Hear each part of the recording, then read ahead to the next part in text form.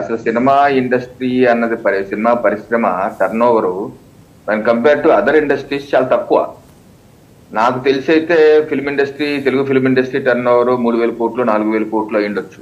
అంతకు మంది పెద్దగా ఉండకపోవచ్చు.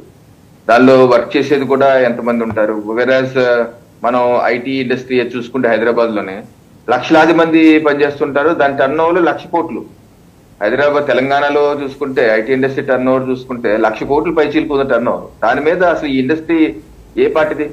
అది అసలు మాత్రం 2% 3% కూడా ఉండదు. కాకపోతే ఏంటంటే వెండి తెర మీద ఉంటారు కాబట్టి, వెండి తెర జిలుగులు కాబట్టి వాళ్ళ గురించి మనం ఎక్కువగా అంటే ఆ పరిశ్రమ గురించి మనం ప్రజలు ఆసక్తిగా చూస్తారు కాబట్టి చర్చిస్తున్నాం. కానీ సో దానికన్నా పెద్ద పరిశ్రమలు ఎంఎస్ఎంఈ ఇండస్ట్రీస్ కానీ, లేకపోతే ఐటీ సెక్టర్ కానీ, లేకపోతే ఇండస్ట్రీ సెక్టర్ కానీ అన్ని ఉన్నాయి.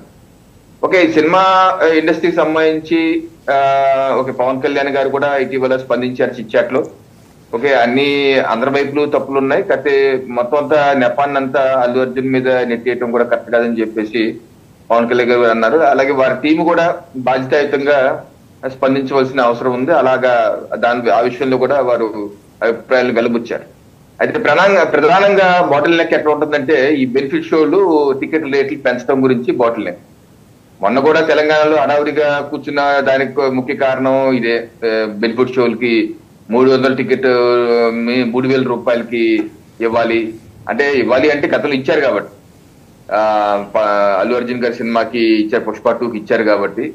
సో ఇకపై దసరాకి సంక్రాంతికి వచ్చేటువంటి చిత్రాలు 2-3 చిత్రాలు, ఇగో దిల్ రాజు గారి చిత్రాలు కావటం, ఆయన ప్రొడ్యూసర్ కావటం, సో దాని మీద హడావుడిగా వెళ్ళినంత మాత్రాన విధం తగిన ఫలితం చెడిందని ఇంత చేసినా ఉపయోగం లేదు. దాని మీద అంటే ఆ మీటింగ్ ప్రీ కండిషనే ముఖ్యమంత్రి గారు రేవంత్ రెడ్డి గారు ప్రీ కండిషనే అది మినహా అన్ని మాట్లాడుకుందామని.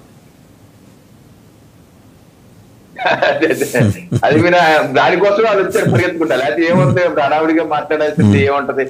హడావుడిగా ముఖ్యమంత్రి గారితో మాట్లాడి, లేదు సార్ ఫిల్మ్ ఇండస్ట్రీ అంటే మేము బోర్డర్ లో కూడా పాకిస్తాన్ తో కూడా పోరాడిన యోధులు అండి, లేకపోతే 10 టన్నులు ఎత్తే సూర్యులు అంటే చెప్పాల్సింది ఏముంటది? ఆయన రేవంత్ రెడ్డి గారికి ఆల్రెడీ పరిశ్రమ మీద ఏ అభిప్రాయం ఉందో ఆయన కుండబదులు చెప్పాడు, ఢిల్లీలో చెప్పాడు, గల్లీలో చెప్పాడు. ఆయన అభిప్రాయం ఉంది, ఇంకేముంటది మార్చుకుంటాకి. సో వాళ్ళకైతే ఇండస్ట్రీ అది ఒక్కతనం దొరకలేదు.